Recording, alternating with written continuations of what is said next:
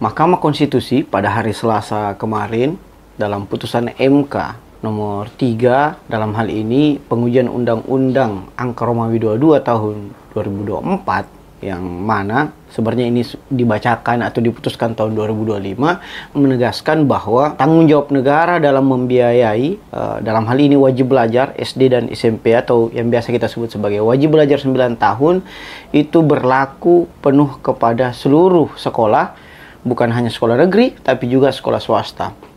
Namun ketika putusan ini kemudian dibacakan dan viral di berita-berita, di-share di grup-grup WhatsApp, banyak reaksi para netizen bahwa waduh, bagaimana dengan sekolah swasta yang memang kualitasnya sudah bagus, bahkan beberapa orang tua berlomba-lomba menyekolahkan anaknya di situ, apakah juga harus digratiskan? Ternyata kalau teman-teman membaca keseluruhan amar putusan bahwa sekolah swasta yang digratiskan itu adalah sekolah swasta yang sifatnya bukan mengambil biaya dari peserta didik, tetapi sekolah swasta yang memang hidup dari sifatnya yayasan. Tetapi ini tidak menutup kemungkinan juga bahwa sekolah swasta yang mengambil biaya sekolah dari peserta didik itu juga akan diterapkan aturan serupa selama tentunya tidak bertentangan dengan aturan perundang-undangan yang ada. Maka menarik untuk kita melihat bagaimana sekolah gratis ini, baik itu negeri atau swasta, ketika kita kaitkan dengan salah satu buku menarik dari Alfred North Whitehead yang berjudul The Aim of Education, atau ketika diterjemahkan dalam bahasa Indonesia disebut sebagai tujuan pendidikan. Nah, sekilas Alfred North Whitehead ini adalah seorang filsuf matematika yang segenerasi atau bahkan sekolega dengan salah satu pemenang Nobel yang mana kita tahu kisah hidupnya itu sudah difilmkan, yaitu Bertrand Russell. Yang mana kalau teman-teman melihat atau membaca secara mendalam dari buku-buku Alfred North Whitehead, ada salah satu kutipan yang sangat menarik, yaitu bahwa buku-buku filsafat zaman sekarang hanyalah catatan kaki dari pemikiran Plato. Nah, bagaimana kemudian Alfred North Whitehead ini menjelaskan tentang tujuan pendidikan? Mari kita bahas dalam buku yang berjudul sama, yaitu Tujuan Pendidikan, melalui bab-bab berikut ini. Yang pertama adalah tentang tujuan pendidikan, bahwa tujuan utama pendidikan adalah melawan ide-ide yang lembam atau ide-ide yang stagnan atau ide-ide yang fiksasi. Ide-ide yang stagnan tersebut harus dilawan melalui pendidikan yang sejati, bahwa pendidikan bukan sekedar menanamkan kata-kata sebagaimana kata Paul Freire, tetapi bagaimana mereproduksi pengetahuan-pengetahuan baru. Tadi saya baru-baru men-tweet bahwa ketika orang-orang bertanya tentang ngapain kita baca buku, karena sekarang buku kan sudah bisa diringkas atau disummarize oleh AI, yang mana nanti pada gilirannya otak kita juga akan summarize atau teringkas. Inilah generasi ringkas. Saya menjawab bahwa ketika kita membaca buku, kita tidak bertujuan untuk mengkonsumsi atau memakan dalam tanda kutip kata-kata dalam buku tersebut. Tetapi ketika kita membaca buku, ada suatu pengalaman penting, yaitu bagaimana kita mempertajam pikiran kita. Satu, dan yang kedua, buku itu seperti kata Paul Freire adalah seni untuk mereproduksi pengetahuan baru sehingga kita mendapatkan pengetahuan baru. Karena AI itu hanya bisa berpikir ke belakang. AI hanya bisa menyarikan sesuatu yang sudah terjadi.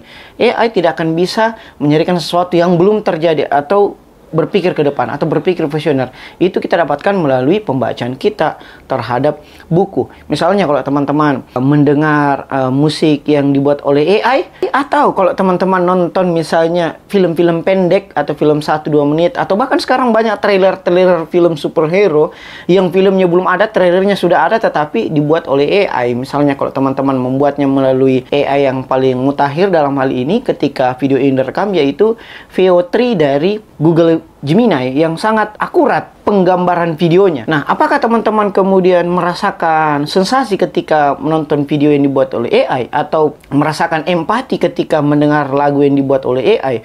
Begitulah ketika kita membaca ringkasan buku yang dibuat oleh AI dibandingkan ketika kita membaca keseluruhan buku tersebut seorang diri.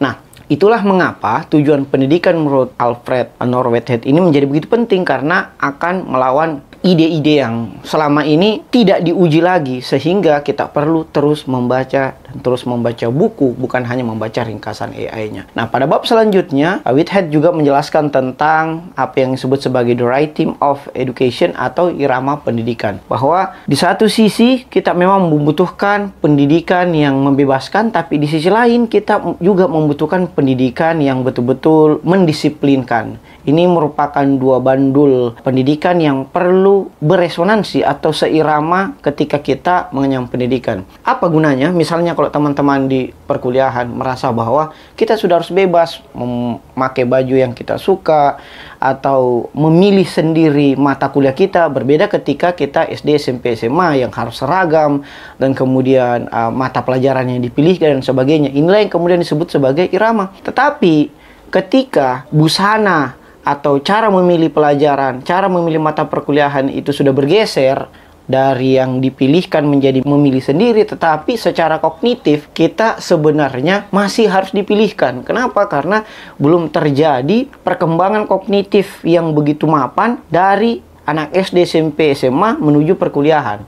Misalnya kemarin ketika saya membawa salah satu materi di Basic Training HMI Fakultas Hukum, saya bertanya tentang cara mahasiswa sekarang berargumen. Bahkan argumen itu hanyalah merupakan pendapat mereka setelah saya membawakan 1 jam materi. Nah, ada yang nggak nyambung, ada yang nggak tahu bicara, ada yang melihat catatan, ada yang membaca catatannya. Ini saya analogikan dengan konten-konten yang viral ketika seorang konten kreator bertanya berapa 6 kali 10. Ada yang jawab 16, ada jawab 26, ada jawab 30. Ya sama aja kalau dalam konteks pengetahuan hukum ya. Itu merupakan sesuatu yang penting untuk kita diskusikan lebih lanjut mengenai bagaimana tahap perkembangan pemikiran mahasiswa atau peserta didik secara umum. Nah, selanjutnya Whitehead juga menjelaskan tentang klaim ritmis tentang kebebasan dan disiplin ini. Itulah yang kemudian tadi kita sebut sebagai harmonisasi. Satu sisi kita membutuhkan kedisiplinan, di sisi lain kita membutuhkan kebebasan. Yang ingin saya sampaikan bahwa kebebasan adalah akibat dari serentetan panjang kedisiplinan yang telah kita lalui. Kita tidak mungkin langsung mengecam kebebasan tanpa pernah berdarah pada kedisiplinan. Bukan berarti ketika kita sudah mahasiswa, kita bebas untuk belajar, bebas untuk memilih medium pembelajaran, bebas untuk memilih dosennya, mata pelajarannya. Hanya karena kebebasan-kebebasan itu, tidak serta-merta kedisiplinan itu kemudian kita tinggalkan. Nah, ingatlah misalnya di dalam buku yang berjudul 21 Irrefutable Leadership dari John C. Maxwell dijelaskan bahwa seorang petinju itu tidak menang di atas ring tinju, bahwa ia menang dari rangkaian setiap hari kedisiplinannya pergi ke gym, latihan bersama pelatihnya, melakukan feedback, melakukan fitness atau gym setiap hari, bukan semata-mata langsung ada 1-12 ronde dan memenangkan sabuk pertandingan tersebut, tetapi rangkaian panjang. Itulah yang kemudian disebut sebagai irama pendidikan, disiplin di satu sisi dan kebebasan di sisi lain, bahwa kebebasan adalah buah dari kedisiplinan. Whitehead menjelaskan juga bagaimana antara pendidikan teknik atau pendidikan terapan dengan pendidikan akademis itu bersinggungan satu sama lain. Kita misalnya sering menyatakan, ya ngapain kita kuliah? Sudah SMK, itu kan sudah pendidikan teknis, langsung kejuruan pendidikan terapan, langsung kerja. Pertanyaannya, apakah ketika kita sekolah memang tujuannya hanya untuk kerja? Nah, ini yang menjadi begitu penting. Misalnya kalau teman-teman melihat video viral tentang berduyun-duyunnya orang mencari pekerjaan di Bekasi sampai saling berdesak-desakan dan saling injak satu sama lain, itu membuktikan bahwa memang selama ini paradigma pendidikan kita ya hanya untuk menjadi dalam tanda kutip mesin skrup dari kapitalisme, bahwa kita belajar ya untuk kerja. Padahal kita belajar, kalau misalnya kita merujuk dalam buku Yudi Latif yang berjudul Pendidikan dan Kebudayaan, ia menjelaskan tentang tujuan dari pendidikan. Bahkan dia menarik definisi edukasi atau pendidikan itu dari bahasa Latin educare, yaitu membebaskan. Bahwa tujuan kita belajar, tujuan kita SD, SMP, SMA, kuliah bukan semata-mata untuk pekerjaan atau mencari pekerja atau menjadi mesin skrup kapitalisme, tetapi untuk membebaskan kita, memerdekakan kita, mengeluarkan kita dari belenggu penjajahan, baik itu penjajahan sadar maupun alam bawah sadar. Nah, terus pekerjaan di mana? Pekerjaan itu hanyalah output, pekerjaan hanyalah luaran. Pekerjaan adalah bonus dari pembelajaran kita. Pembelajaran yang membentuk skill kita, sehingga bukan kita yang berduyun-duyun mencari pekerjaan, tetapi pekerjaanlah yang mencari kita kalau memang skill kita memang sudah terlatih. Nah, selanjutnya Whitehead juga menjelaskan tentang perbedaan antara studi klasik dan studi futuristik, yang mana ia fokus kepada studi klasik, di mana kita penting untuk belajar sejarah. Misalnya kalau teman-teman membaca buku yang sangat mega bestseller atau bahkan global bestseller yang berjudul Sapiens yang ditulis oleh Yuval Noah Harari, dia menyebutkan betapa pentingnya kita belajar sejarah. Kenapa? Karena sejarah kita mempelajari masa lalu dan konsekuensinya terhadap masa depan. Bahwa kita belajar sejarah agar kita tidak mengulangi kesalahan yang sama dari orang-orang yang telah melakukan kesalahan di masa lalu. Itulah mengapa kita penting belajar sejarah. Karena sejarah akan berulang bagi orang-orang yang tidak mempelajari sejarah kram di masa lalu. Whitehead juga menjelaskan tentang kurikulum matematika, yang mana kurikulum matematika ini menurut kita misalnya yang non eksakta, misalnya matematika itu tidak penting. Bahkan ada senior dosen yang pernah menyatakan bahwa ngapain sih ini CAT, CPNS harus ada matematika, menghitung sin, cos, tan, dan sebagainya. Apakah kita ingin di tempat untuk penelitian sains dan nuklir? Kan bukan. Tetapi setelah kita dalami, ternyata matematika ini banyak juga cabang-cabangnya, banyak juga pelajaran-pelajarannya yang ternyata relevan dengan kehidupan kita sekarang. Bahkan matematika dasar seperti berhitung. Kenapa? Karena berhitung ini membuat kita dapat mengkalkulasi bahwa kalau A tambah B sama dengan C, C tambah D sama dengan E. Itulah matematika. Bukan hanya sekadar hitung-hitungan, matematika juga mempelajari tentang logika, keindahan struktur, relevansinya dengan dunia nyata, sehingga kita tidak gampang lagi melihat kehidupan. Matematika mengajarkan kita komputasi yang merupakan basic yang sangat mendasar dari algoritma atau dunia digital, itu dipelajari dalam matematika. Nah, matematika pula menjelaskan kita tentang prediksi, bahwa kalau saya melakukan A, saya akan mendapatkan B. Itu matematika dan begitu penting terhadap kaitannya dengan realitas tantangan kita sehari-hari. Hanya saja, sayangnya sistem pendidikan kita ketika kita belajar matematika, ya hanya kali-kalian, hanya hafalan dan segala macam. Bukan pembelajaran yang betul-betul sebagaimana matematika yang dipelajari pada filsafat matematika. Nah, Whitehead juga menyinggung soal universitas dan fungsinya, yang mana universitas dengan kebebasan akademiknya mestinya merupakan corong bagi kebenaran. Hanya saja kita tahu misalnya dalam konteks Indonesia, pemilihan rektor itu sepertiganya ditentukan oleh menteri. Sekarang menterinya yang Menteri Riset, Teknologi, dan Pendidikan Tinggi.